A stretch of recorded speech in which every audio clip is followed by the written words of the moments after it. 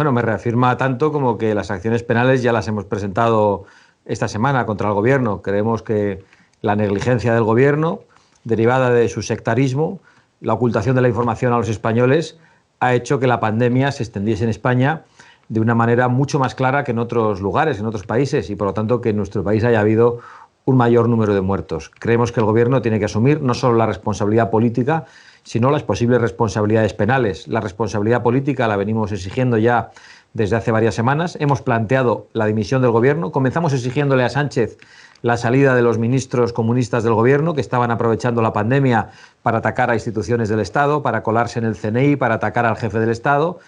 El señor Sánchez no nos hizo caso, el número de muertos continuó aumentando. Según las cifras oficiales, nosotros pensamos, como ya piensa todo el mundo, que son muchos más, y eso nos llevó a la exigencia de mayor petición de responsabilidades políticas al Gobierno, pidiendo la dimisión en bloque del Gobierno y su sustitución por un Gobierno de emergencia nacional. Yo tengo muy presente siempre a mi padre. De hecho, en mi despacho del Congreso tengo una gran fotografía de él. Y pienso en él siempre antes de bajar al hemiciclo y antes de intervenir.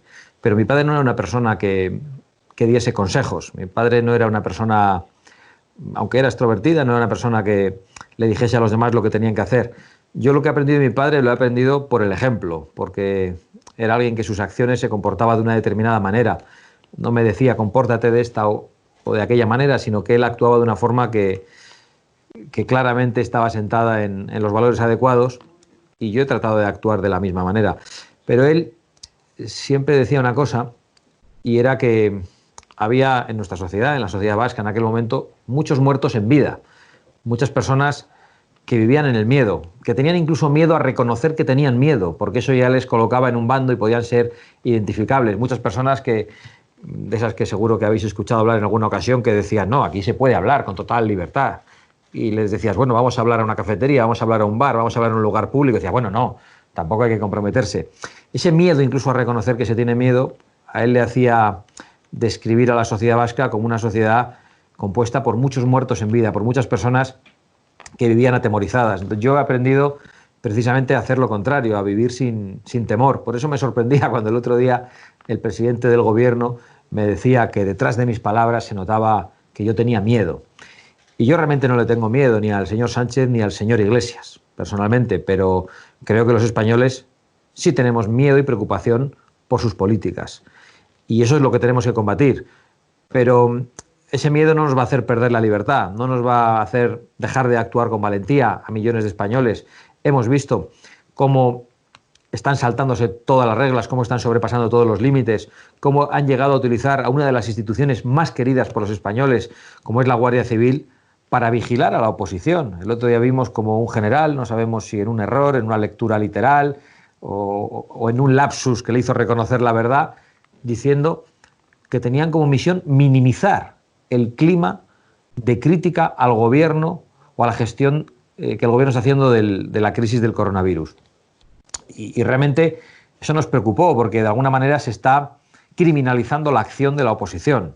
De la misma manera que hemos visto cómo ahora desde el propio gobierno se está atacando la división de poderes, se está atacando a los jueces y han salido en ese auxilio jueces inhabilitados. Estamos viendo cómo durante la pandemia el gobierno ha aprovechado para atacar al jefe del Estado, incluso criticándole desde la vicepresidencia por llevar uniforme militar, cómo el 14 de abril se apostó de nuevo por el cambio de régimen en España. Estamos viendo cómo desde la vicepresidencia del gobierno se impulsó una cacerolada contra la monarquía en España en mitad de la pandemia. Es decir, que el gobierno vigila a los españoles que supuestamente crean un clima de desafección a instituciones del gobierno, literalmente, pero tiene dentro del propio gobierno a individuos que crean un clima de desafección a las instituciones del Estado. Mientras que a los españoles corrientes se les vigila en las redes sociales, al vicepresidente del gobierno se le premia con el Centro Nacional de Inteligencia. Yo creo que estamos en un momento muy preocupante, no solo como consecuencia de la crisis sanitaria que ha provocado tantos muertos entre nuestros compatriotas, sino como consecuencia de una crisis política que está poniendo en riesgo nuestras libertades y que además va a acabar llevando a una crisis económica devastadora. Nosotros lo que nos tememos es que haya en el gobierno individuos que apuesten por esa crisis, para destruir las clases medias, para hacer que haya muchos españoles que dejen de ser hombres y mujeres libres que viven de su trabajo y que tengan que vivir de una paga del Estado. Esa es la pretensión que tienen aquellos que nos quieren llevar a la situación de Venezuela, donde todo el mundo vive mal, pero donde hay un Estado totalitario que es el que reparte hasta que ya no tiene que repartir. Y vamos a resistirnos con todas nuestras fuerzas para que España no se convierta en Venezuela. Yo tengo una absoluta confianza en la sociedad española.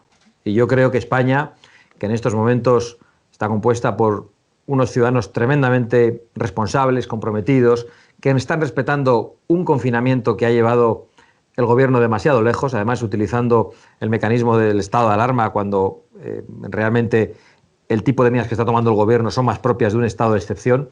Y estoy convencido de que los españoles, cuando puedan volver a salir a la calle, van a manifestarse, van a hablar con claridad, que el gobierno va a tener que responder a muchísimas querellas y que no van a permitir de ninguna manera la voladura del régimen constitucional. De un régimen constitucional, el del 78, al que nosotros hemos planteado críticas, hemos planteado reformas a través de... Pero nosotros defendemos lo esencial, que es el sistema democrático, que es la separación de poderes, que es la libertad de expresión y los derechos fundamentales que en estos momentos están siendo limitados o laminados por este gobierno, que tememos que por su irresponsabilidad al no proveer a la sanidad española de los test necesarios para identificar a personas infectadas, personas sanas y que poco a poco puedan ir saliendo a la calle, y también por su voluntad política de mantenernos en la calle, está llevando, en las casas, está llevando demasiado lejos este confinamiento. Bueno, nosotros nos hemos referido a las muertes como consecuencia de la negligencia del gobierno, ¿no? Pero lo hemos calificado de esa manera, lo han estudiado nuestros abogados, hemos acudido a los tribunales, pero sobre todo estamos ante un gobierno, desde un punto de vista político, absolutamente negligente y sectario. El sectarismo del gobierno le ha llevado, entre otras cosas, a plantear el control de precios y a acabar por completo con la posibilidad de traer material de protección a España. Es que los proveedores que había en España, los importadores, ya no consiguen traer los productos al precio que el gobierno está exigiendo y como consecuencia de ello el mercado mundial de mascarillas y productos de protección ante el virus se está desviando a otros países.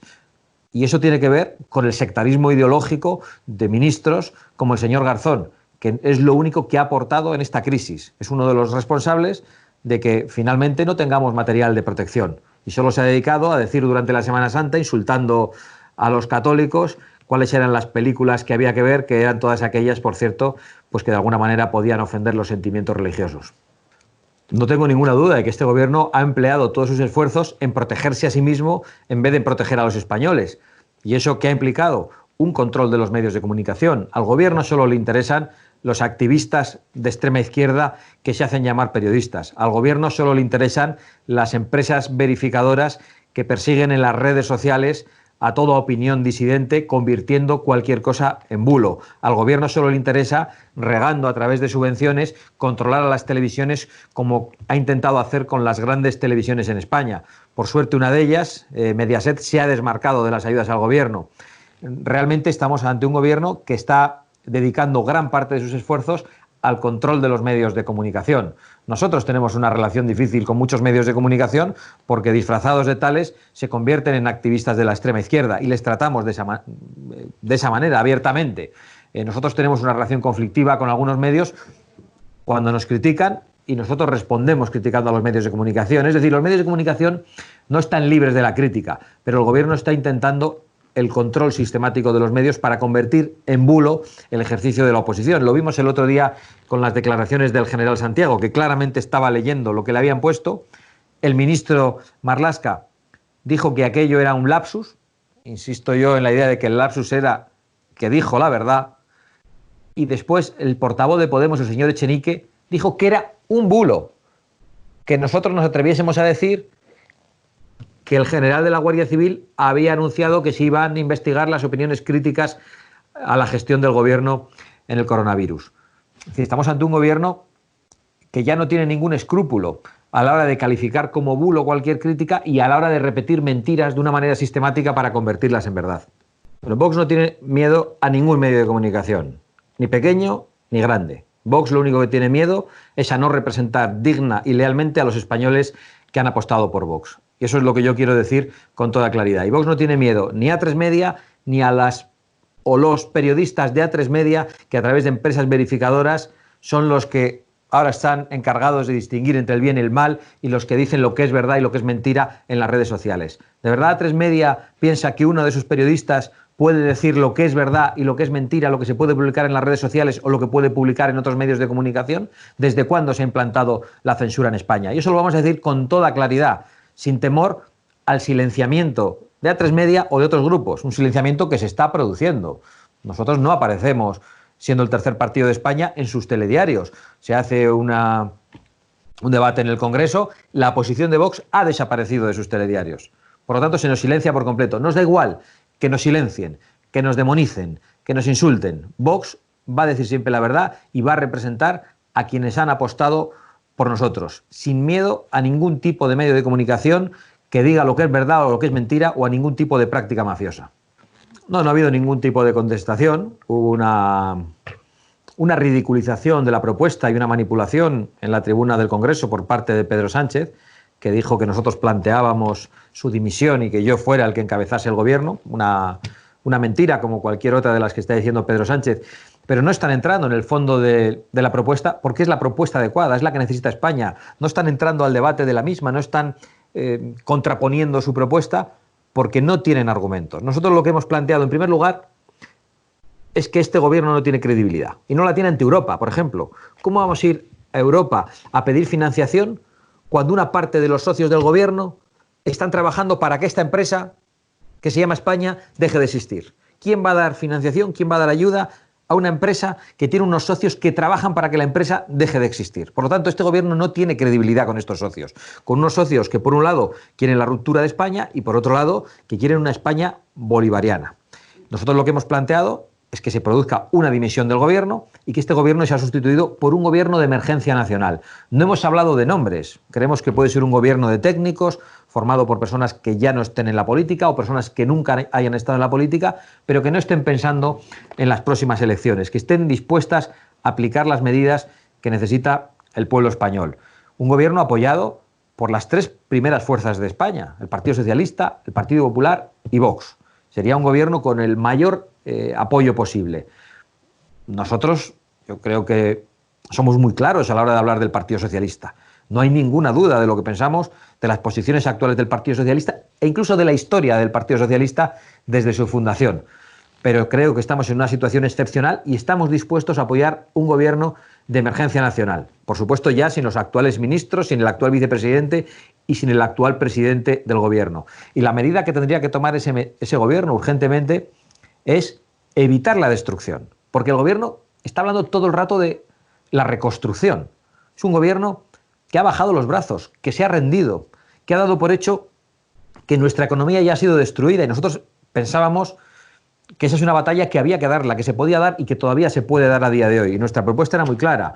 En vez de tantas medidas pequeñitas, burocráticas, complicadas, sobre los autónomos, sobre los impuestos que luego no se cumplían, nosotros lo que planteamos era que el gobierno asumiese el pago de los salarios y de las retribuciones de todos los empleados del sector privado e incluso de los autónomos durante el periodo en el que a estas personas se les impidiese trabajar. Lógicamente, los que están trabajando siguen cobrando, pero todas esas personas a las que no se está permitiendo trabajar, creemos que el gobierno tendría que pagar los salarios durante el mes de marzo, de abril, de mayo, es decir, durante los meses que se produzca este parón. Eso permitiría que la destrucción no se produzca en gran medida. Evidentemente, nuestra economía va a sufrir y que cuando podamos volver a salir a la calle, las empresas mantengan a sus empleados y que hayamos pasado una larga noche en la que se ha bajado la persiana y volvemos a subirla. Pero el gobierno está apostando por otra cosa. Ha bajado los brazos, parece que quiere la ruina en algunos casos, en otros casos no lo parece, estamos seguros de que Podemos pretende la ruina. ¿Por qué? Porque quieren que todo ese dinero que están pidiendo a Europa, toda esa deuda que va a haber que asumir, la reparta el gobierno graciosamente, a través de una paga. Y nosotros lo que pensamos es que España no tiene que ser una sociedad lanar, una sociedad de ovejas, de hombres que acepten lo que les da Pablo Iglesias, sino una sociedad de hombres y mujeres libres que reciben su salario, que reciben aquello a lo que tienen derecho. Ese es nuestro planteamiento. Y yo creo que es tan claro, tan justo y tan difícil de criticar que no hemos conseguido que lo debatan el resto de grupos políticos. Bueno, yo tengo la impresión de que Pedro Sánchez va a seguir rechazando nuestra propuesta. Ellos han hablado de 200.000 millones. Nosotros hemos dicho que nuestra propuesta, que es mucho más ambiciosa, que es el pago completo de los salarios que antes hablábamos, e incluso de un plus para aquellos que están en estos momentos en primera línea, jugándose su salud, jugándose su vida, como son los sanitarios, como son los guardias, los policías, los militares y algunos otros sectores. Eso implicaba un coste durante 3 meses de 80.000 millones de euros, es decir, muchísimo menos. Nosotros no somos un partido que apueste por la deuda pública, pero entendemos que hemos vivido una situación trágica, excepcional, equiparable a una contienda bélica y que, por lo tanto, vamos a tener que asumir que la deuda pública va a aumentar. Y va a tener que aumentar la deuda pública para proteger nuestro tejido productivo, nuestro tejido comercial. No entendemos cuáles son los números que hace el gobierno ni de dónde pretende sacar el dinero. Yo creo que hay que ir en estos momentos a Europa, hay que ser muy firme, pero hay que ser creíble en Europa. Y por desgracia, este gobierno no tiene credibilidad, no representa bien los intereses de España en Europa. Y por eso nosotros planteamos su sustitución por un gobierno de emergencia nacional. Bueno, yo creo que al jefe del Estado, el propio gobierno le está poniendo en una situación muy delicada y que, por lo tanto, la prudencia de la jefatura del Estado en estos momentos es comprensible. Tengan en cuenta que el otro día, cuando interpelé al presidente del gobierno por las críticas sistemáticas de su vicepresidente hacia el rey durante toda la pandemia, apeló a la libertad de expresión del vicepresidente del gobierno y dijo que todos habían jurado lealtad al rey en el gobierno y a la monarquía. Bueno, lo único que demostró es que han incumplido ese juramento. No soy yo quien va a exigir a Su Majestad el Rey que tome una posición más activa. Yo creo que el rey sabe perfectamente qué es lo que tiene que hacer y somos los partidos políticos los que en estos momentos tenemos que dar soluciones a los españoles. Bueno, y hay un gran debate sobre la legalidad de ese tipo de multas que se están planteando en estos momentos, pero lo peor de todo es que padecemos un gobierno que no predica con el ejemplo. Padecemos un gobierno que persigue a los ciudadanos, pero que a la vez incumple las cuarentenas. Padecemos un gobierno que no advierte a los propios funcionarios de que en algunos ministerios o en el Palacio de la Moncloa había importantes focos de contagio. Padecemos un gobierno que siempre aplica una doble vara de medir, que apela a la libertad de expresión para criticar al jefe del Estado, para criticar a los jueces, pero que sin embargo persigue la libertad de expresión de los ciudadanos. Yo lo que planteo a quienes nos están escuchando es que no se olviden de lo que ha pasado durante todo este confinamiento, que mantengan esa sana y justa indignación que en estos momentos tenemos millones de españoles y que no nos olvidemos cuando podamos salir a la calle, a nuestros trabajos, el que no lo haya perdido, de por qué hemos llegado hasta esta situación, de quién nos ha traído hasta aquí y que exijamos esas responsabilidades políticas. Desde luego, quien quiera que responsabilidades políticas, responsabilidades penales, puede confiar en nosotros porque las vamos a exigir. Bueno, lo valoro como yo creo que muchos de los espectadores que hemos visto durante estos días como autoridades públicas felicitaban el Ramadán, no felicitaban, por supuesto, la Semana Santa y a la vez cómo se permitían actos religiosos islámicos y, sin embargo, se entraba en iglesias cuando los actos religiosos, cumpliendo determinadas medidas de seguridad, no se han prohibido para interrumpir oficios religiosos que todavía estaban celebrándose en unas escenas que no pensábamos que podíamos ver en España. De nuevo, la doble vara de medir. Y aquí siempre pierden los mismos. Yo creo que estamos ante un gobierno que se ha caracterizado por la falta de respeto a las libertades de los españoles, por la falta de respeto a las libertades religiosas, y he de decir que nos van a tener enfrente, que nosotros no nos vamos a olvidar. Por eso nuestro discurso es coherente en el Congreso. Nosotros, cuando criticamos a este gobierno, votamos en contra de las propuestas de este gobierno. Por eso me sorprende que otros digan que lideran la oposición. No se puede liderar ninguna oposición cuando se critica al gobierno, pero luego se le muestra el apoyo a las propuestas que hace el gobierno. Enhorabuena por atreveros a plantear este programa, que yo creo que es un ejercicio de libertad y de valentía.